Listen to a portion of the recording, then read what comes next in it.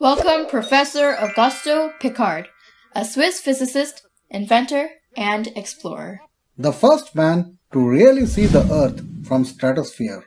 On May 27, 1931, Dr. Piccard and Paul Kupfer took off from Augsburg, Germany in a hot air balloon with his invented gondola and reached a record altitude of 15.8 kilometers, 51,775 feet.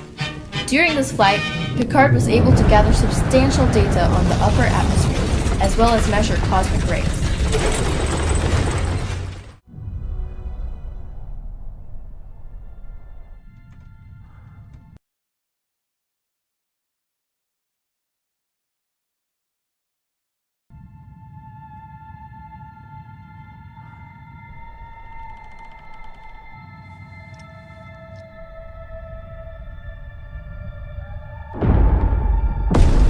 This was no small feat.